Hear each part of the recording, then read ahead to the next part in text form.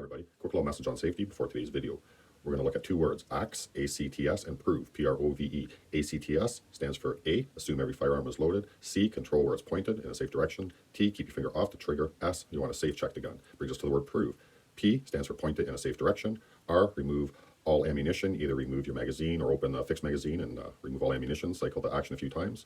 Brings us to O, observe the feed path. V, verify the chamber is empty with your finger. E, examine the bore, make sure there's no bore obstruction. At that point in time, before you work on any firearm, you should also wear safety glasses because there is a lot of spring tension. That all being said, you assume all liability. Trying anything you may see in my videos, assume no responsibility or liability for what anyone else does or how they do it or anything that may arise from what they do. That being said, peace out.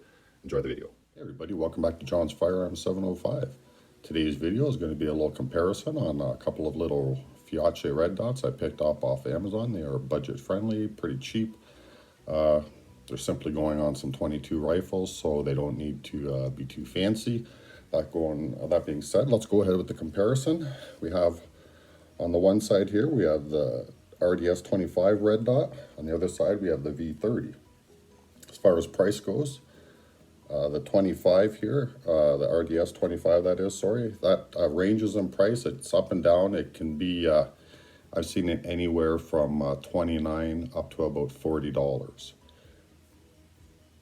The V30 red dot, it ranges in price. I've seen it down as low as 52 and up as high as 67.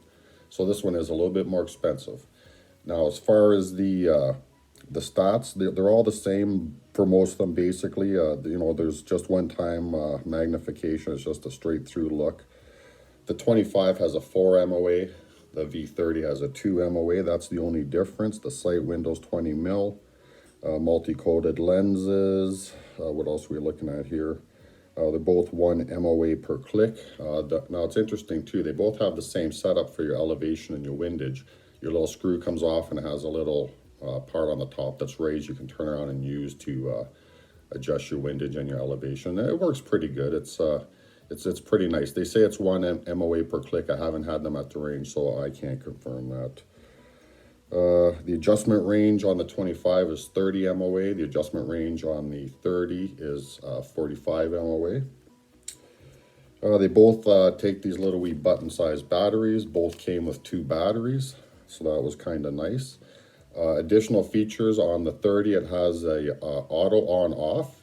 Now, a lot of people have complained online. They say, oh, it doesn't work. Now, what the thing is it doesn't work out the box. Like right now, it's shut off. I shake it. It's not going to turn on.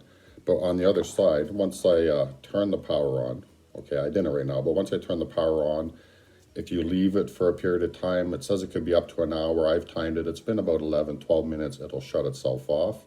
But then it's in standby mode. You grab it, you go back to the shooting line or the range, whatever it is, and it'll turn back on. And it'll keep doing that, putting it down. It'll go to sleep, pick it up. It'll keep doing that until you manually shut it off. So that's how the shake awake and the auto on-off works on this one. Now, this one also comes with what they call a deflection device. It's basically this little honeycomb unit that screws on before the lens cap. Now, as far as lens caps go, the 30 comes with these nice, you know, they're screwed right on. They just snap up. I really like those ones. They're you know, they're easy. They're convenient.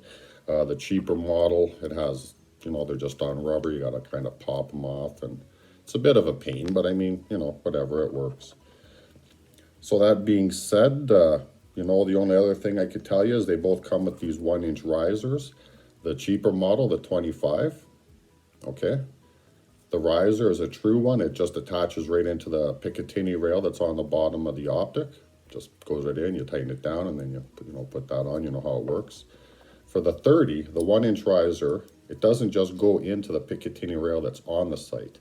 You have to take off the sight, the low-rise sight, and then put on this other one. And it comes with extra screws because you need longer screws. The shorter ones from the low-rise mount do not work.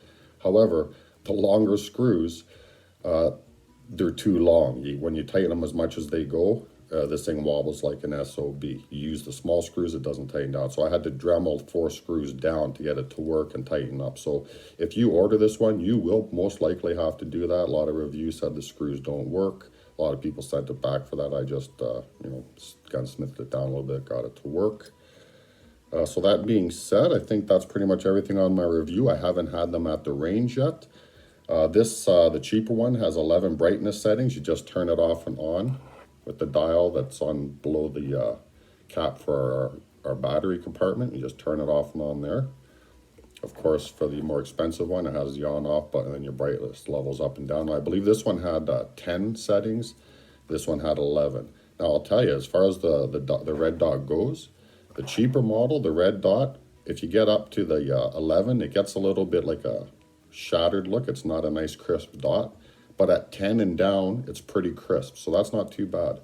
The more expensive one, I find the red dot, anywhere up in the brightness level you're probably going to need during a sunny day, it's really spider webby, the red dot. Now for me, for what I use it for, I mean, I just plan on hoping to get some decent grouping at 50, 75 yards with these little 22 rifles, so it'll work.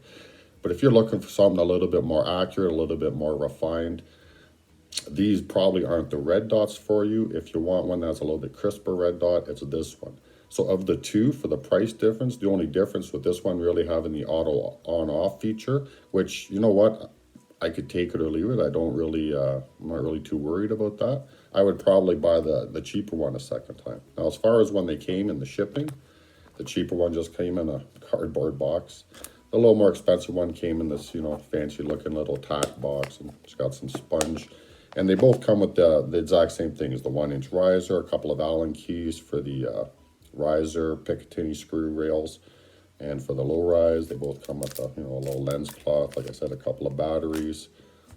Yeah, and that's pretty much it. For some reason the smaller one also came with 2 extra screws, which I've checked. They're, you know, the exact same screws that are on the rail down here, so I don't know why I got the extra screws there, but well, whatever. So anyway, guys, that's my review. Like I say, I haven't had them at the range. Watch later on in the season there, and I'll have them out. I'll put them on my rifles. I'll be doing some videos with that too. Some of the budget-friendly builds I've been working on over the winter up here in northern Canada. Alrighty, you know what? Leave a comment, subscribe. Hope you like this video. Peace out. Have fun. Be safe. Looking forward to seeing you at the range.